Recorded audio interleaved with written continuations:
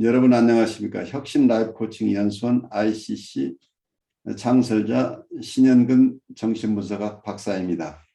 제가 이번에 클래스 EU 클래스 마켓에 저의 영상 강의를 개설하였습니다. 이번에 처음 개설한 강의는 정신분석적 인간 이해 과목입니다. 제가 하는 강의 내용을 여러분께서 잘 아실 수 있도록 이 과목의 소개 영상과 첫 번째 강의 정신분석학의 정의와 두 가지 기본적 가설을 주제로 한 강의 영상을 여러분께 소개합니다. 이 두 개의 영상을 보시고 더 관심 있으신 분들은 직접 제 클래스 사이트로 들어가셔서 클래스에서 어떤 것이 진행되는지 검토하시고 여러분 주위에 있는 분에게도 제 강의가 있음을 알려주시면 고맙겠습니다. 여러분 감사합니다. 프로이드 이후라는 책이 원래 영어 원서는 프로이드 앤드 비안드로 돼 있어요. 그러니까 프로이드 이후라고 할 때 이후 개념이 우리가 오늘 이후하면 오늘을 포함하는 것처럼 여기서 아주 재밌게 번역을 했어요. 프로이드와 그 프로이드를 넘어서 혹은 프로이드와 그 이후, 프로이드를 포함한다는 개념이에요. 여기서 프로이드부터 시작해서 프로이드 이후에 또 어떤 발전이 있었는지, 그래서 프로이드로부터 시작된 정신분석의 역사 전체를 담아내고 있다고 보여요. 그런데 이 제목이 프로이드 이후라고 되어 있는 것은 프로이드를 포함하는 개념이다, 이렇게 이해하면 좋을 것 같아요. 그래서 원래 부제가 History of Modern Psychoanalytic Thought라고, 현대 정신분석적 사고의 역사, 이렇게 아마 번역서에서는 현대 정신분석학의 흐름, 이렇게 번역을 했는데, 정신분석적인 사고가 현대적인 정신분석적인 사고에 이르는 과정 속에서 어떤 역사를 거쳤는지, 어떤 과거의 역사를 거쳐서 현재의 정신분석적인 사고들, 그래서 이걸 정신분석학이라고 번역을 해요. 정신분석학이 형성되어 왔는지 그 역사를 함께 공부하는 시간이 되겠어요. 그래서 이 저자는 스테판 미첼과 마가레트 블랙인데, 이 스테판 미첼은 현대적인 관계적 정신분석 학파의 어떤 시조에 해당하는 사람이에요.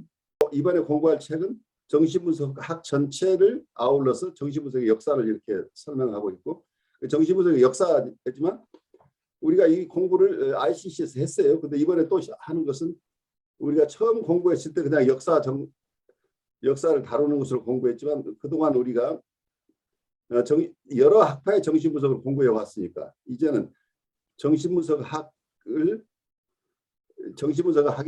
역사와 함께 그 각 정신분석 학파들의 이론 내용들을 조금 더 여러분들이 공부한 내용을 가지고 풍부하게 이해하면서 비교 정신분석학적으로 여러 학파들의 정신분석이 어떤 점에서 서로 영향을 주고받았는지, 그리고 어떤 부분에서 일치하는 부분이 있고 어떤 부분에서 대비되고 있는지 하는 것을 잘 이해하는 것이 굉장히 중요하다고 보여요.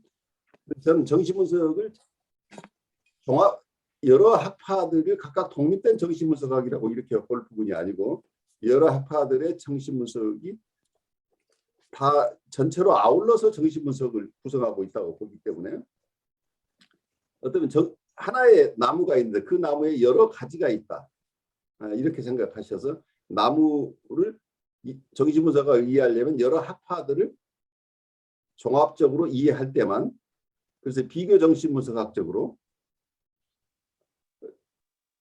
어떤 그 발달 과정 자체도 서로 다른 측면만 볼 부분이 아니고 어떤 부분이 같았는데 그 같은 부분에서 서로 어떤 퍼스펙티브의 차이 때문에 이런 다른 학파들이 형성되어 왔는지 하는 것을 이해하는 게 굉장히 중요하다, 이렇게 보고 있어요.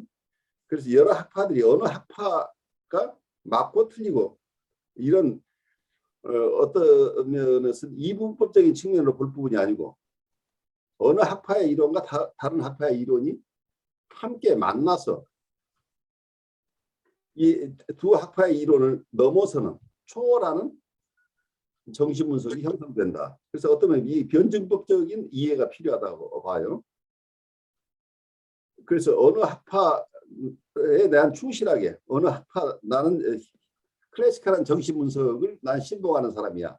아니면 나는 자기 심리학을 신봉하는 사람이다. 아니면 대인관계 정신 분석을 나는 선호한다. 그런데 많은 경우에 지금 정신 분석의 폐해가 자기 학파 내에서만 논의가 이루어지는 경우가 굉장히 많다는 얘기예요. 물론 그중에 이걸 전체로서의 정신 분석을 잘 아우르고 있는 훌륭한 분들도 많지만 많은 논문들이 자기 심리학은 자기 심리학파 내에서 자기 심리학 중심으로 서로 인용을 하고 전체적인 맥락을 다른 학파들의 발달된 이론들을 다 수용하지 않은 상태에서 논문들이 쓰여지고 있기 때문에 점점 서로 다른 학파가 형성되면서 서로가 발달돼 가는 다른 학파들의 이론을 잘 수용하지 않은 상태에서 자기 그룹 안의 이론만 발달시키는 경향들이 있는데 그 부분이 정신분석학 전체로서는 그 부분을 극복하지 못하면 우리가 정신분석을 전체로 아울러서 이해하는데 어려움이 생길 것이다 하는 생각이 들어요. 그래서 제가 이 프로이드 이후라는 교재를 여러분들이 과거에 공부하신 분도 있지만 새롭게 공부하는 이유는 여러분들이 각자 공부한 지금까지 공부해온 각 학파의 이론들을 좀 더 클래리파이 할 수 있는 것은 비교 정신분석학적으로 다른 학파들과 어떤 점에서 갖고 어떤 점이 다른가를 잘 이해할 때만 어느 학파를 잘 이해한다는 거죠. 어느 학파의 이론 하나만을 놓고 여러분 이해하려고 하는 한계가 있는데 다른 이론들과의 비교하면서 공부하는 것가 굉장히 중요하다고 생각이 돼요. 그래서 그런 기회가 이번에 됐으면 좋겠다 한 바람을 가지고 여러분과 다시 공부를 시작해요. 오늘 여러분 참여하신 분들 서로 잘 알지만 이번 학기 맞으면서 우선 프로이드 이후라는 새로운 교재를 가지고 시작하면서 이 교재는 우리가 과거에는 아마 여러분들이 열심히 내용을 여러분들 중에 한 분이 그날 공부할 내용을 발제해서 그 발제문 중심으로 공부를 했는데 그 부분이 초기에는 굉장히 도움이 됐어요. 여러분들이 깊이 공부하는 과정 속에서. 그렇지만 여러분들이 그 과정을 다 거친 지금의 입장에서는 그 내용들이 번역된 내용을 우리가 교재를 가지고 지난 학기 쭉 해온 것처럼 그 내용 자체는 하나의 정신분석을 이해하는 툴이 되니까 이 서적에 나온 내용을 자연스럽게 그냥 번역서 내용을 읽어가면서 또 번역이 혹시 미흡한 부분은 제가 원서로 보충하면서 함께 번역서와 원서를 함께 수용하는 과정을 가는데 천천히 가면서 여러분들의 나눔이 중심이 됐으면 좋겠어요.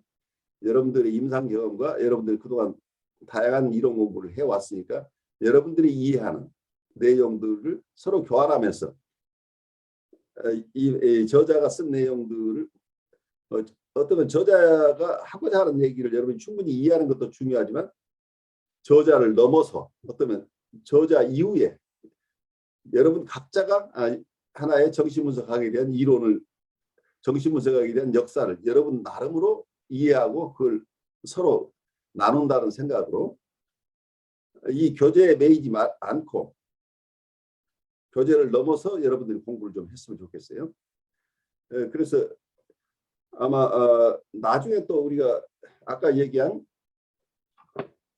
정신분석학에서 대상관계라고 하는 이 Objective Relations in Psychoanalytic Theory 이 책이 번역서도 있어요. 그래서 여러분 어떤 분은 원서로 보아도 좋고 번역서 제가 교재는 나중에 카톡으로 올려드릴게요.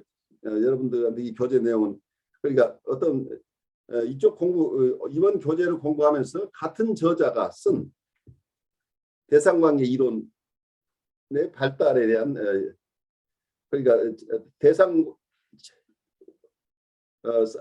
정신분석 이론에 있어서의 대상관계들이라는 책인데 번역서의 내용은 내가 정확하게 제목은 잘 모르겠지만 그 내용을 알려드릴 테니까 이 두 가지를 여러분들이 같이 공부해 나가고 나중에 제 대상관계 이론을 심화하는 과정으로 그 책을 다시 한번 공부할 기회를 또 가져도 좋아요. 그건 추후에 우리가 볼 부분이지만 여러분들이 이 두 교재를 동시에 보면서 공부하면 좋겠다. 그래서 이쪽 프로이드 이후 교재에 나온 그 저자들이 대상관계와 관련되는 분들인 경우에는 대상관계 이론서 대상관계에 대한 스티븐 미첼과 그린버그가 쓴 이 책을 참조하면서 같이 공부하면 큰 도움을 받을 수 있을 거라고 봐요. 그래서 어쩌면 지금 출간되어 있는 책 중에 정신분석 각 학파의 이론들을 전체적으로 잘 이해하면서 특히 대상관계 이론 쪽에서 혹은 관계적 이론 쪽에서 정신분석의 역사를 잘 정리한 책 중에 하나라고 보이니까 이 믿을 만한 저자에 의한 이 히스토리, 그분이 생각하는 정신분석은 어떤 것인가, 그리고 정신분석의 역사는 어떻게 보고 있는가 하는 것을 같이 소화해 나가는 시간을 가졌으면 좋겠어요. 오늘 여러분 서로 오늘은 아마 이 교재 중에 서론 부분을 잠깐 다루면 좋을 것 같은데 서문이 아마 13쪽부터 정신분석은 무엇인가 하는 이 서문 부분 중에 일부를 다루면 좋겠어요. 그러기에 앞서서 여러분들이 이번 이 새로운 과목에서 여러분들이 얻고 싶은 것, 그리고 여러분이 현재 오늘 새로운 학기를 맞으면서 느껴지는 것, 아니면 어떤 분은 계속해서 공부를 해왔고 어떤 분은 잠깐 또 휴식 시간을 가졌는데 그동안 서로 적조한 것도 있고 할 테니까 서로 인사를 나누는 시간 잠깐 갖죠. 네, 잘 쉬다 왔고요. 보니까 시간이 바뀌었더라고요. 예. 다행히 이번 학기에 이 시간이 비어 있어서 다행히 참석할 수 있었던 것에 되게 좋고, 이번 학기에 이 교재가 기대가 되는 게 제가 뭐 임상에서 도움이 되는 그런 공부를 중점으로 제일 중요하게 생각하긴 하지만 개인적으로 특히 관심 있어 흥미롭게 생각하는 게 저는 역사를 되게 좋아하거든요.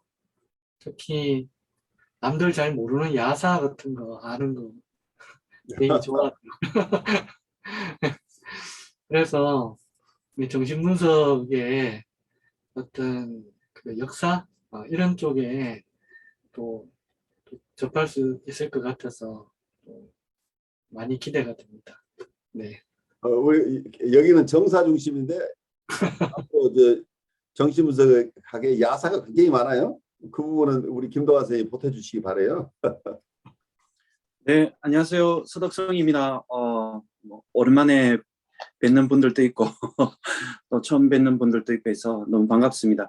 어떻게 이번 이 프로이드 이후라는 책 예전에 한번 봤는데 그래도 이 역사적인 부분하고 처음 이렇게 새롭게 한번 전체를 정립하고 또 한번 전체 흐름을 볼 수 있는 시간이 된 것 같아서 오히려 저한테는 굉장히 또 처음 시작하는 마음으로 임할 수 있는 것 같습니다. 그래서 좋은 것 같습니다. 네. 네, 반갑습니다.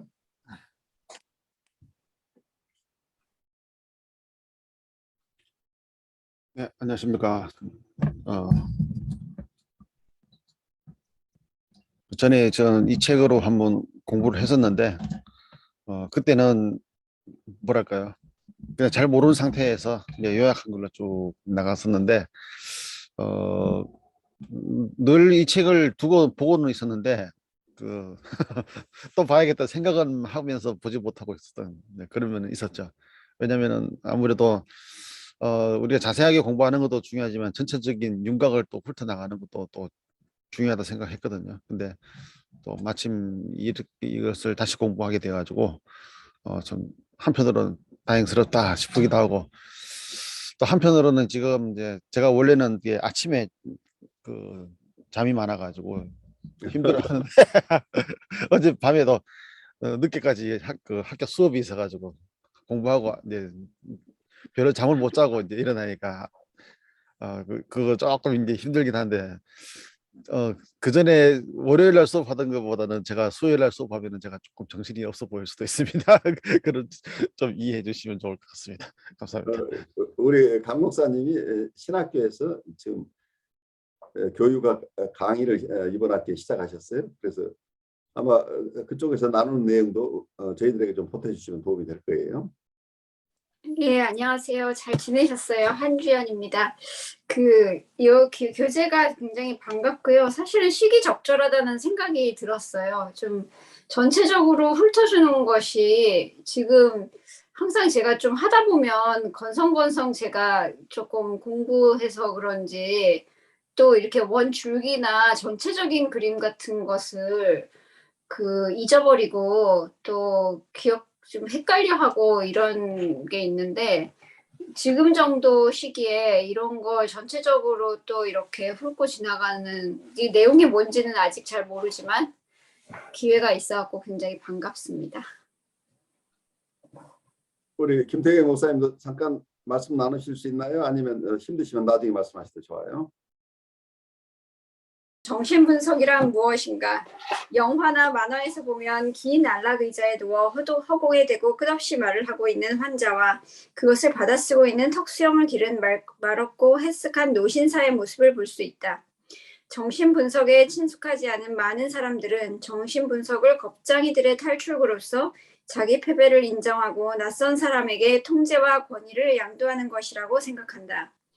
그러면 정신분석을 받았거나 정신분석을 시행하는 사람들에게 정신분석이란 무엇인가? 그러나 그들의 이야기는 거의 들을 수가 없다.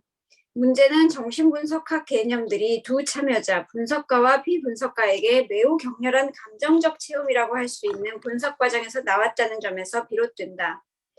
정신분석이 진행되는 상황 안에서 볼 때 성공적인, 즉 개인적으로 의미 있는 정신분석을 받은 사람뿐 아니라 정신분석을 시행하고 연구하는 사람에게도 정신분석학의 세계는 풍요하고 복잡한 장소이다. 정신분석학의 기본 개념과 이론에는 경험적인 생생함과 개념적 명료함, 그리고 매일의 삶에 지속적으로 또 실제적으로 적용할 수 있는 내용들이 스며들어 있다.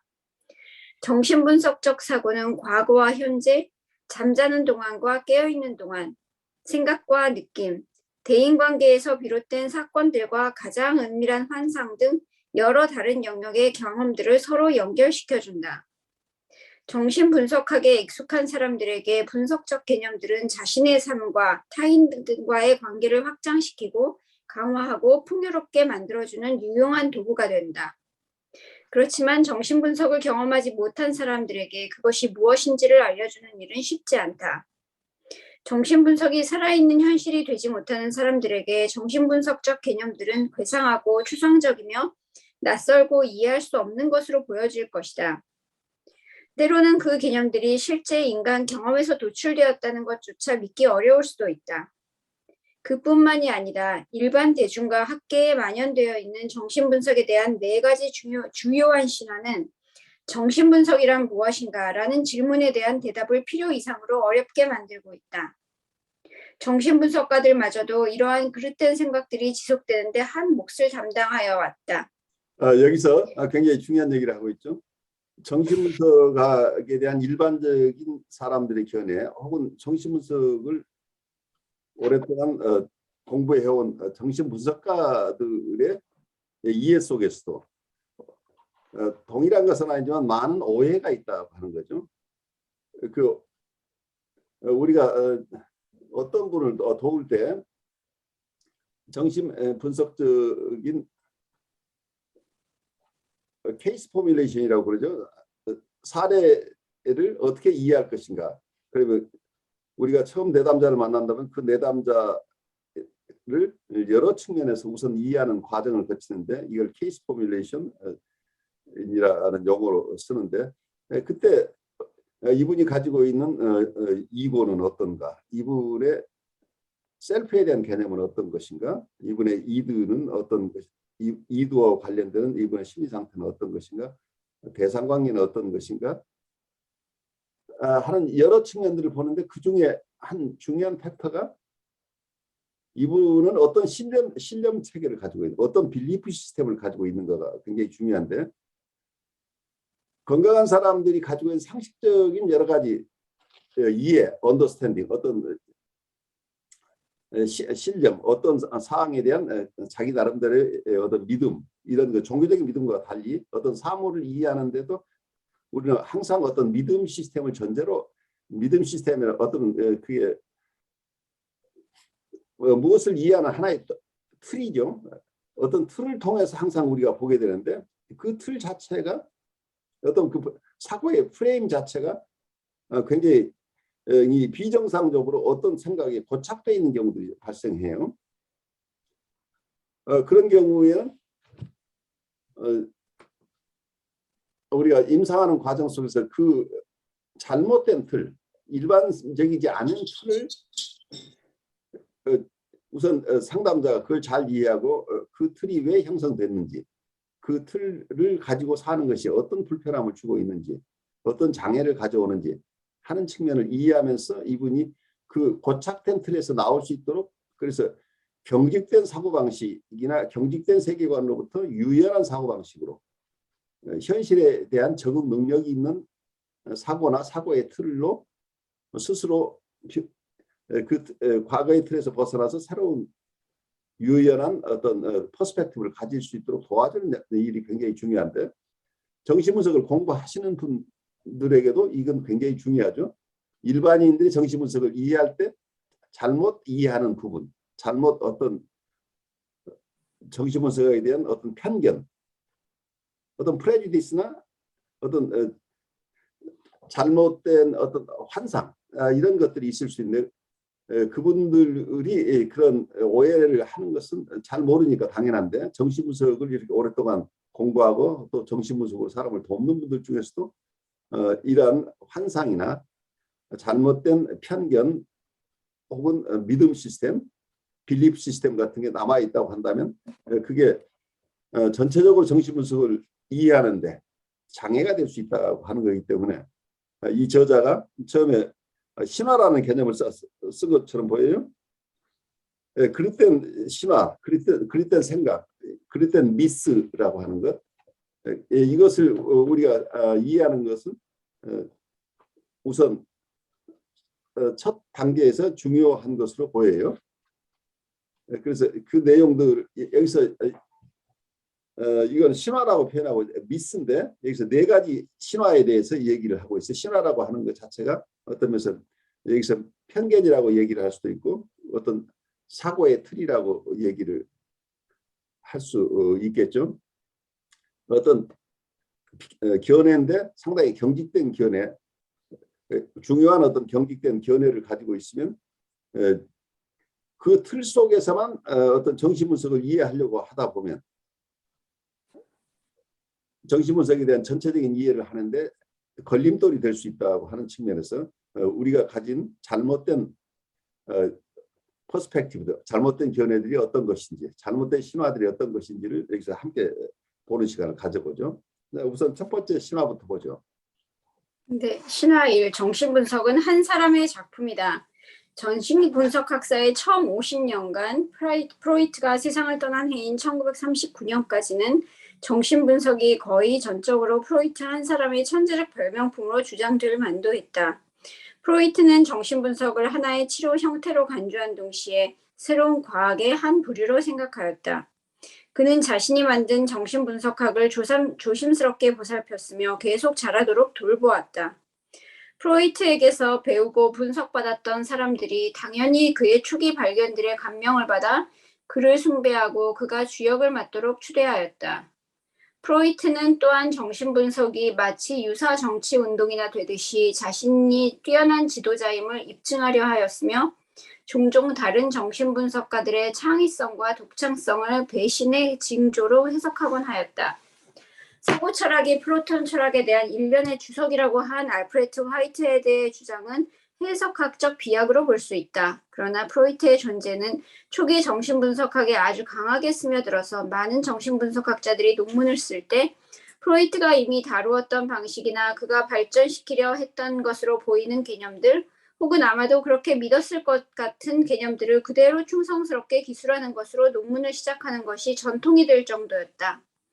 따라서 매우 독창적인 기여를 한 저자들조차도 자신들의 연구를 프로이트에 비해 단지 주석 정도로만 제시하곤 하였다.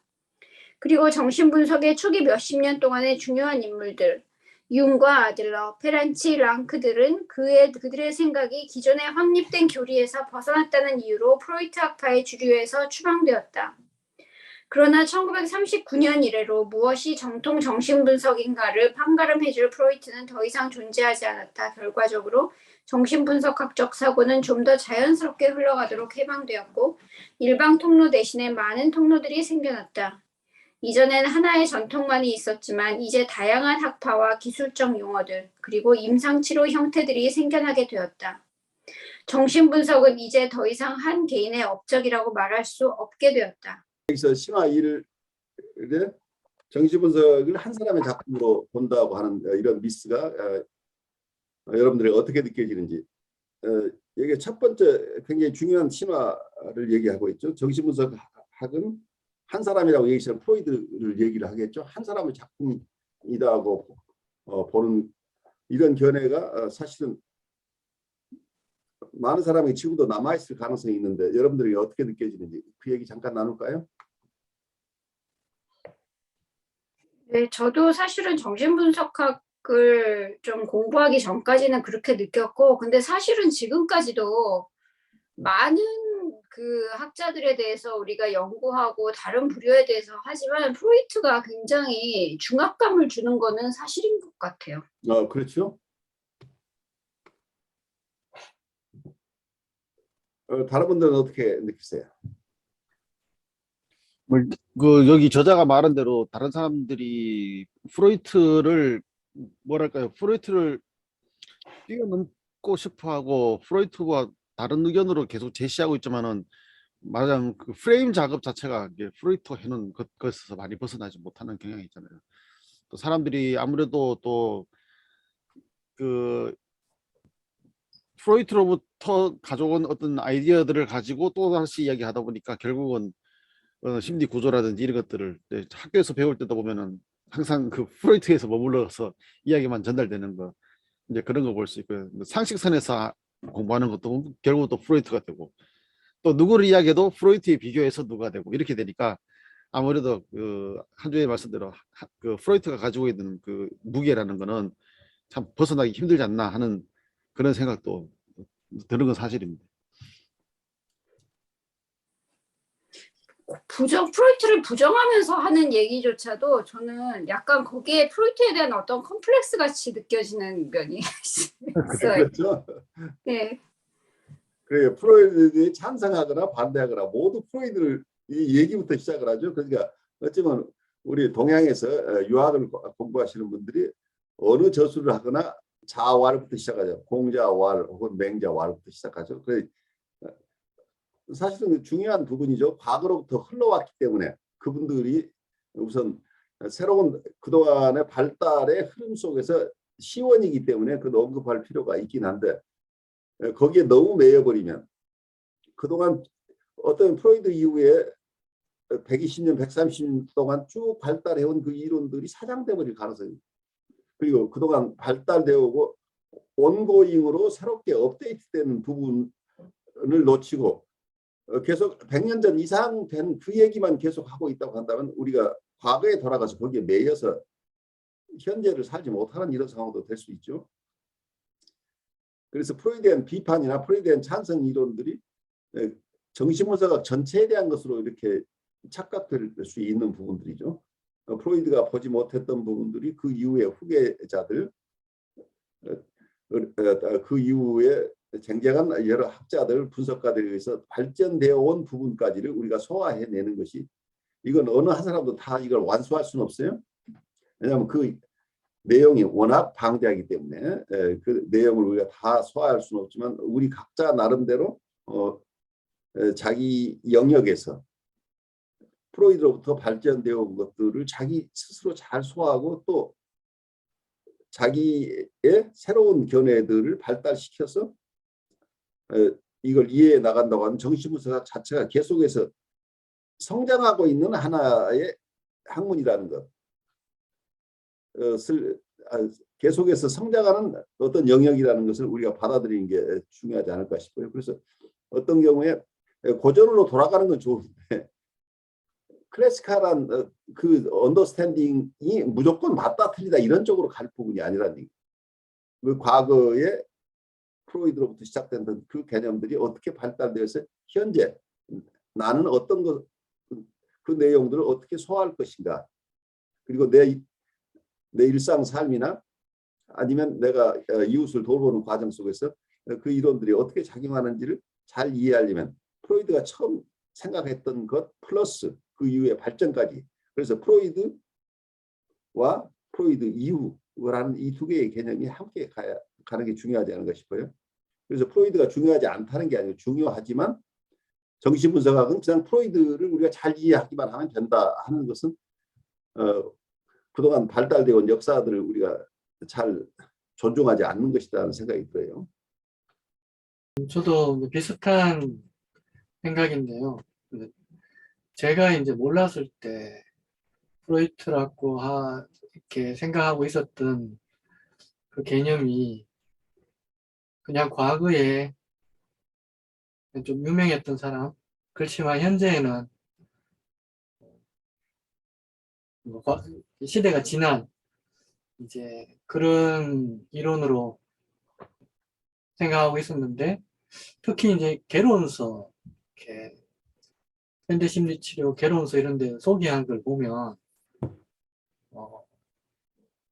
지금 생각해보면 정말 너무 그 1920년대 했던 얘기들만 이렇게 하고 또 그 수준에서 비판을 한 것으로 저는 알고 있었기 때문에 어떤 발달 과정을 거쳤는지 정말 생각지도 못했던 부분이었죠.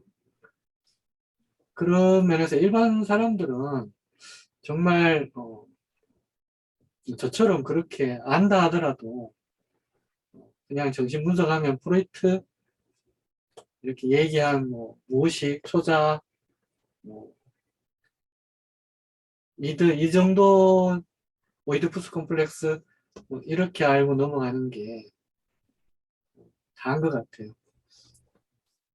근데 공부를 하면서 보니까 특히 이제 이번 학기에 하신다고 할 뭐랄까 이 발전 과정이 참 흥미롭고 거기에서 많은 걸 좀 이렇게 이해하는 데 도움이 될 것 같아요.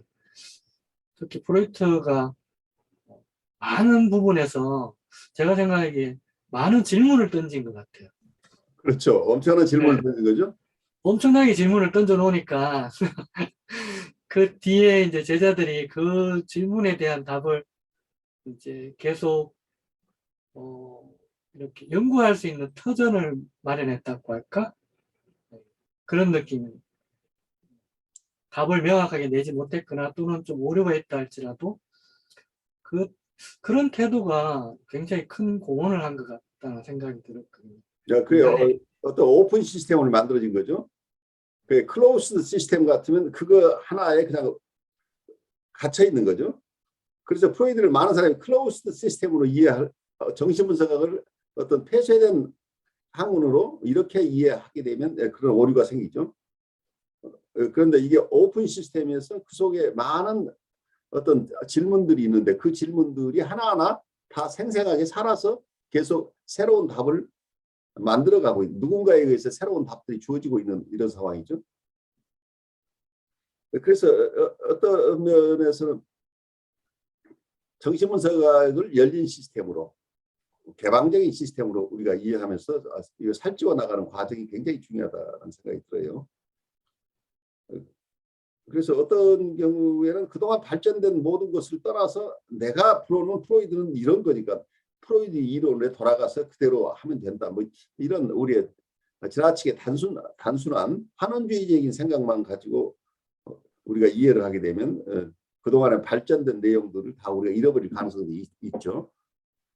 그러니까 프로이드가 한 얘기니까 가장 정확하고 그게 가장 도움이 된다고 이런 착각 속에 빠진다고 한다면 프로이드 이후에 발전된 내용들을 우리가 다 잃어버리는 거죠.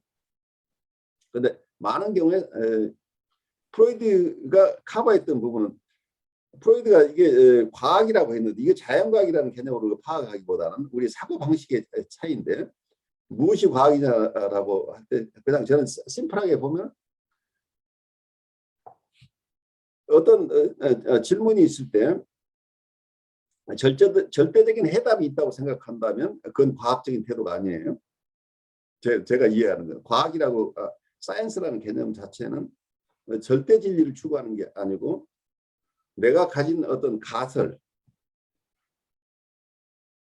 내가 가진 어떤 내 나름대로의 이해의 틀이 있는데 이런 가설을 세우는데 그 가설 자체가 맞는지 틀리는지를 검증해 나가는 과정인데 내가 지금까지 이해한 것으로서는 이게 가장 옳다 한다면 현재로서는 이게 어떤 truth라고 어떠한 진실이라고 사람들은 본인이 그렇게 이해하고 또 사회적으로 여러 가지 이론들이 있는데 그 이론 중에 이게 가장 현재로서는 어떤 현상들을 설명하는데 가장 훌륭한 이론이라고 한다면 그것을 진리라고 진실이라고 이렇게 받아들이는데 그 이후에 그 이론에 따라서 쭉 여러 사회 현상들을 이해해 나가는데 갑자기 새로운 현상이 나타나서 이건 이해할 수가 없어요.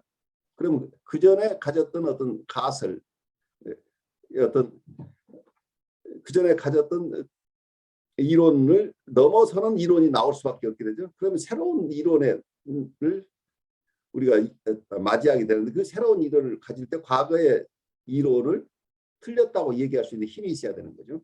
그래야 과학적인 발전이 가능한 거죠. 그래서 새로운 어떤 현상을 폭넓게 이해할 수 있는 그 이론들이 발달되어 오기 때문에 과거의 이론이 다 틀리고 맞고가 아니라 과거는 좁은 세계를 이해하는 데 필요한 이론이었다. 그렇지만 좀 더 많은 것을 포괄하는 넓은 이론으로 갈 때는 과거의 이론은 그 이론 중에 그냥 일부러 우리가 받아들이면 되지 과거의 이론이 무조건 틀렸다고 보기보다는. 그래서 요즘 물리학의 세계에서 우리가 양자 물리학 얘기를 많이 하는데 양자 물리학은 고전적인 물리학이 가졌던 어떤 이론들을 전혀 상반되는 이론을 보이는 것처럼 느껴지죠. 그런데 양자 물리학을 이해하는 양자 물리학의 발달해오는 과정 속에서 클래식한 물리학의 개념들이 도움이 돼서 여기에 발전해 온 거고 그리고 아주 복잡한 현상이 아니면 고전적인 물리학의 개념으로 충분히 설명이 가능한 것은 그 이론 자체를 그냥 버릴 것은 아니고 일반적인 이론으로서 우리가 수용해 나가면서 이 두 가지를 꼭 어느 하나를 버리고 어느 하나를 선택한다기보다 이 두 가지가 both and라는 개념으로 이 두 가지를 함께 수용할 수 있는 A,O와 B가 아니라 A and B라는 개념으로 우리가 받아들일 수 있으면 좋겠다는 생각이 들어요. 그래서 어떤 이론들을 굉장히 이데올로기적으로 받아들인 그러니까 이것은 틀림없이 맞는 거야. 그래 교조적인 정신분석으로 가게 되면 위험하다고 보여요. 그래서 여기서는 비판적인 정신분석이 건강한 정신분석, 과학적인 정신분석, 비판적인 정신분석, 크리티컬 사이코애널리시스로 가야 되는 아이디얼라지컬 사이코애널리시스라고 할까요? 어떤 이데올로기적인 이런 정신분석이 아니라 비판적인 정신분석을 통해서 그래서 크리티컬 사이코애널리시스라는 것이 아까 얘기한 제가 비교 정신분석, 컴패러티브 사이코애널리시스라고 하는 비교한다고 하는 것은 우선 비판적인 시각으로 봐야 되는 거죠. 무조건 이건 절대불변이라고 하는 개념을 떠나서 어떤 이론이나 어떤 개념이나 어떤 학파거나 그 속에 있는 것 중에 우리가 잘 지금도 밸리드한 것과 어떤 것은 그걸 넘어서야 될 부분. 그래서 장점과 약점이 있다는 것을 비판적으로 이렇게 수용하면서 어느 하나에 매이지 않고 폭넓게 볼 수 있는 그런 시야를 갖추는 것이 우리가 조금 더 성숙해 나가는 과정이 아닌가 싶어요. 그래서 이 프로이드를 버리는 게 아니고 프로이드를 잘 이해하기 위해서는 프로이드가 원래 가졌던 생각들이 어떻게 잘 발달했는가를 보는 게 중요한데 그걸 가장 극명하게 보여준 게 프로이드 스스로예요. 프로이드의 전기 이론과 중기 이론과 후기 이론이 각각 다르죠. 어쩌면 끊임없이 프로이드는 자기가 세운 이론을 자기의 임상에 적용하면서 아니면 자기가 스스로 이 이론을 사회현상에 적용하면서 한계에 부딪히면 새로운 이론을 만들어냈어요. 그래서 프로이드는 다른 사람의 이론을 극복한 게 아니라 자기가 세운 이론을 끊임없이 새롭게 부정하고 어쩌면 이 변증법적으로 발달시킨 거예요. 정반합이라는 개념이 이 속에 우리가 사용할 수 있을 텐데 처음에 어떤 이론이 있었는데 그와 다른 이론을 가져와서 좀 더 발달된 모습의 정신분석으로 그래서 보통 변증법적 이론에서 thesis, antithesis 그리고 synthesis라는 개념이 있죠. 정반합으로 이렇게 발달해 나간다는 거. 그래서 많은 사람은 O와 B로 그래서 이게 상반되는 개념으로만 머물러 있으면 발달이 안 된다는 얘기죠. 그래서 A와 B를 버리는 게 아니고 A와 B를 안에 품고 있으면서 그걸 넘어서는 어떤 종합적인 어떤 이론으로 계속 발전해 나가는 것. 그것도 그 지점에서 거기에 대한 또 그와 다른 결례가 나오면 거기에서 또 다른 정반합이 이루어지겠죠. 이렇게 히스토리라고 하는 것을 이게 변증법적으로 이해한다면 이 정신분석학을 이해하는 데 도움이 되지 않을까 싶어요.